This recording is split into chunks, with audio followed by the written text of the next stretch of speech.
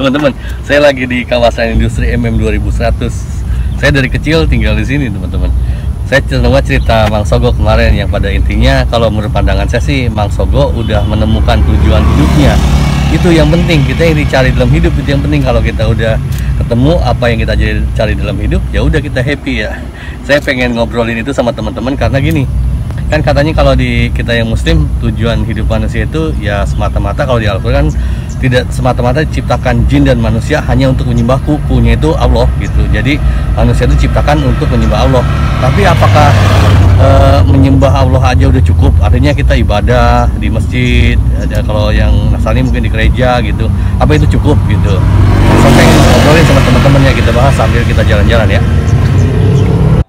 Tentang tujuan hidup ini, satu cerita yang paling berkesan buat saya adalah cerita ibu-ibu yang jualan nasi di dekat tukang bangunan. Jadi ada tukang yang bangun gitu, ibu-ibu itu jualan. Saya pernah ceritakan di video saya, dia jualan, kemudian makanannya enak, sampai ada seorang cukong gitu dari Jakarta cerita, wah ibu itu harusnya bukan dagang di sini bu, harusnya ibu jualan restoran, mungkin dapat penghasilan yang lebih besar.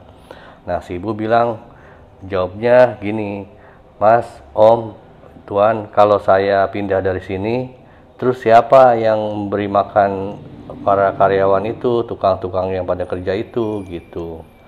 Jadi kalau buat saya itu mendalam banget. Itu artinya si ibu udah menemukan tujuan hidupnya, makna hidupnya. Kayak cerita Mang Sogo yang udah menemukan bahwa Mang Sogo kan udah dagang di mana, di Lampung, kemudian di Bekasi, jualan pempek, jualan apa, siomay ya Mang Sogo ya. Tapi beliau lebih memilih untuk tinggal di Cianjur karena Mang Sogo lebih mendapatkan mana hidup ketika Mang Sogo bisa mengurus ibu dan anaknya, kan gitu. Artinya Mang Sogo sudah menemukan mana hidup di situ, Mang. Saya memandang Mang Sogo adalah seorang guru yang hebat buat saya.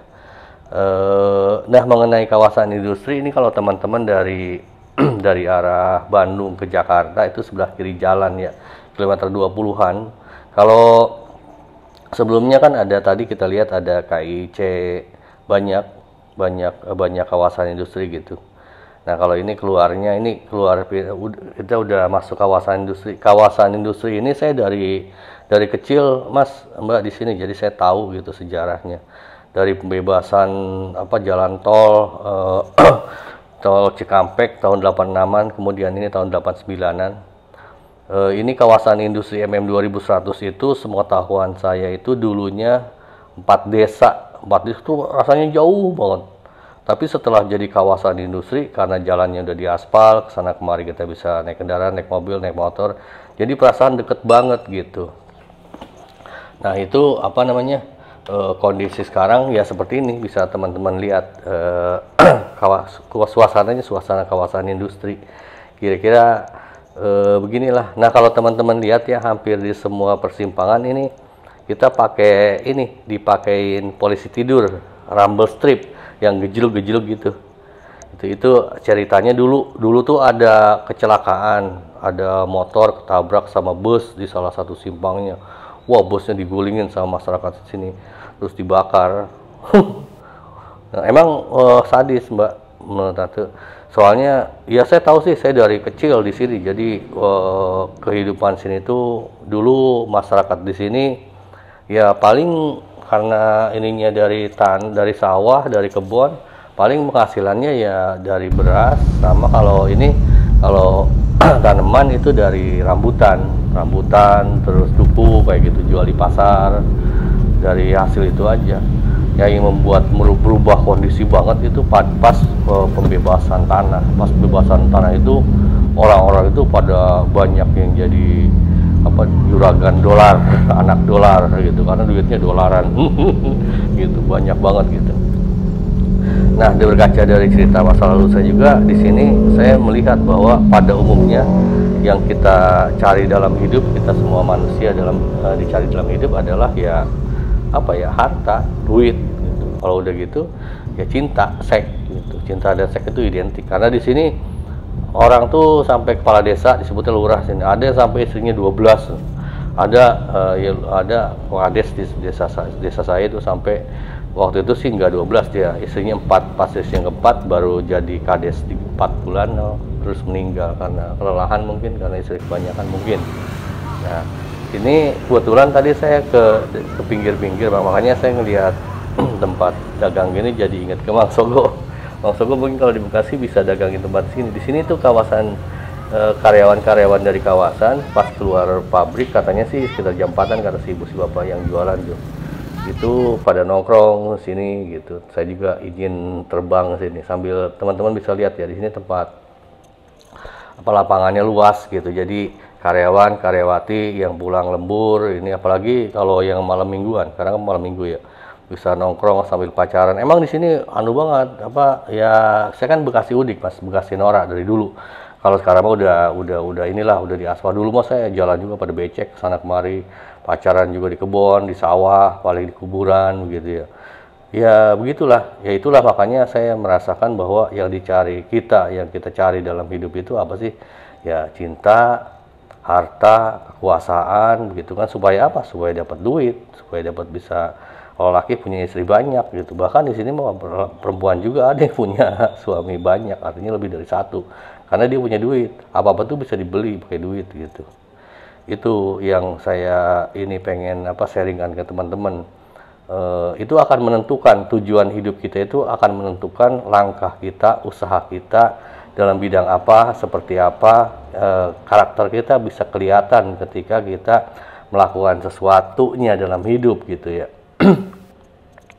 Ya kayak Mang Sogo, saya senang banget Mang Sogo udah, artinya, tapi jangan, saya belum pernah dengar Mang Sogo ngeluh sih ya, waktu bilang astagfirullah gitu ya, biasa itu wajar kan ya, saya juga sering ngeluh gitu. Cuman kalau saya saya dulu Mang di kawasan industri ini, untuk teman-teman tahu, saya SD itu cuma 12 orang, selebihnya itu ada yang kelas 2, yang perempuan terutama, ada yang udah dikawinin rata-rata, karena kalau di sini mah umur 14 tahun perempuan belum 14 tahun belum kawin dianggapnya perawan tua waktu itu gitu ya. Kayak di mana ya, kayak di Indramayu lah kurang lebihnya gitu dulu. Ini Bekasi udik saya di sini gitu. Jadi yang dicari itu ya itu paling. Kita lanjutkan perjalanan ya, perjalanan ke tempat saya, kampung saya, karena memang saya dari dulu di sini ya, orang-orang yang punya tanah di situ akhirnya dijual terus dipindahkan ke daerah-daerah yang memang tidak jadi kawasan industri gitu ya. Gitu. Jadi pada umumnya yang dicari orang itu ya harta, tahta, ada banyak yang jadi kades. Pakai duit apa enggaknya ya teman-teman tanya aja lah di sini gitu kan. Buat nyalon kira-kira pada serangan Pajar gitu, nggak tahu juga ya, tanya aja lah sama teman-teman gitu. Kalau saya dulu kesana kemari, teman sih yang ini nyalon teman saya, itu nyalon teman saya, semua saya dukung aja, saya nggak milah-milah gitu. Jadi tujuan hidup itu, tapi karena saya dari kecil sekolah gitu, saya enggak perasaan saya sih, saya nggak matre gitu. Saya yang penting saya sekolah, saya belajar aja terus gitu. Saya udah SD, terus SMP di kecamatan, terus SMA di ibu kota kabupaten, ibu kota Kotip, di sini Kotip Bekasi waktu itu. Kalau sekarang udah kota kali ya. Udah gitu. Ya terus saya kuliah lagi gitu. Ini kondisi ini saudara-saudara saya yang dulu tinggalnya yang di desa-desa sebelum jadi kawasan industri. Sekarang sebagian nih pada dijadiin ini juga, ada yang kena gusuran untuk jalan tol Cimaci, Cimanggis, Cibinong tuh. Di sini banyak yang dapat duit banyak juga, duit miliaran begitu, pada jalan yang bikin kontrakan 1000 kamar ceritanya. Mungkin teman-teman pernah dengar ceritanya gitu ya. Itu Sop Jando juga tadi udah kelewatan. Cuman kalau kondisi sore, saya kira sore ya, agak lancar, biasanya pada macet di pinggir jalan itu. Pada beli sop jando gitu. Jadi ya pada umumnya orang yang dapat duit itu di sini karena jual tanah gitu. Nah kalau saya berharap dari dulu kita tuh mengedepankan tuh skill, jangan kita ngejual barang, ngejual aset, apalagi jual tanah gitu. Jangan. Kalau saya sih, pikiran saya, walaupun saya sendiri belum menemukan ya skill yang bisa dijual bener-bener bisa buat hidup susah juga gitu. Ya kira-kira begitulah yang saya pengen sampaikan ke teman-teman. Jadi yang penting itu kita kalau udah ketemu mana kita hidup itu buat apa, ya sudah kita bahagia. Mang Songgo udah bahagianya adalah ketika beliau mengurus ibunya, mengurus anaknya di kampung halamannya. Udah itu aja cukup gitu untuk Mang Songgo. Kalau saya udah menemukan belum ya? Saya sih kalau buat saya sendiri saya saya merasa bahagia aja karena saya merasa ya nggak tahu juga GR nggak kalau saya bilang saya merasa saya udah menemukan saya seharusnya hidup di sini. Jadi saya nggak terlalu mikirin ketika teman-teman saya banyak yang jadi bupati, banyak jadi kades, ya itu rezekinya. Dan keberhasilan seseorang itu kan bukan semata-mata diukur dengan materi gitu ya, tapi dengan manfaat kita kepada orang lain gitu. Saya merasa bisa nemenin anak-anak saya, keluarga saya, mungkin itu manfaat hidup saya. Saya tidak banyak berkontribusi besar, tapi setidaknya saya bisa nemenin keluarga saya. Ini juga saya dalam rangka nemuin ibu saya ya teman-teman.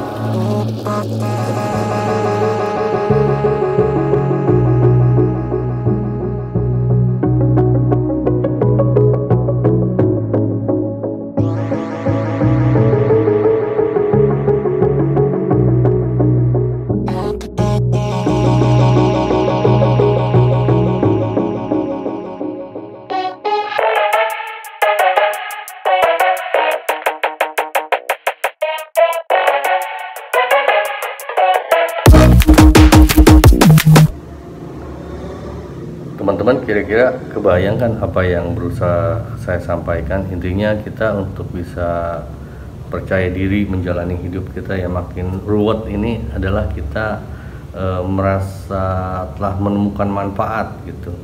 Jangan semata-mata melihat kesuksesan dari pencapaian duniawi gitu, tapi dari hati kita. Kayak Mang Songgo lah, kayak Mang Songgo. Saya pernah anak saya ngomong waktu dia lagi frustasi, ngomong katanya, maafin Pak, mungkin tidak bisa membanggakan Bapak. Enggak, jangan ngomong begitu, kata saya. Semua manusia, semua makhluk itu ada manfaatnya. Tidak ada satu makhluk pun yang diciptakan Tuhan dengan sia-sia, enggak ada. Semua Anda, saya, semua kita ada manfaatnya. Cuman kita belum tahu aja, mungkin belum menemukan. Kalau kita udah nemu apa yang kita yakini gitu. Saya juga dulu waktu di Jogja, waktu saya masih kuliah tuh saya pernah frustasi. Yang membuat saya bertahan hidup adalah ketika ngelihat anak-anak. Oh mungkin ini manfaat hidup saya. Kalau saya nggak hidup, anak-anak itu siapa yang ngurusin gitu. Di situ saya merasakan, saya menemukan manfaat hidup saya menurut versi saya gitu. Ya mungkin tidak besar, tapi itu saya yakin tuh bisa saya pertanggungjawabkan di hadapan Yang Kuasa. Sekarang pun memang perjuangan hidup kita, memang perjuangan selama kita hidup tidak akan ada akhirnya. Tapi selama kita meyakini bahwa apa yang kita lakukan itu untuk sebesar-besarnya keridhaan Yang Kuasa, maka jangan pernah berkecil hati. Kira-kira begitu yang saya sampaikan. Selamat bermalam minggu, jaga kesehatan dan tetap semangat. Awesome.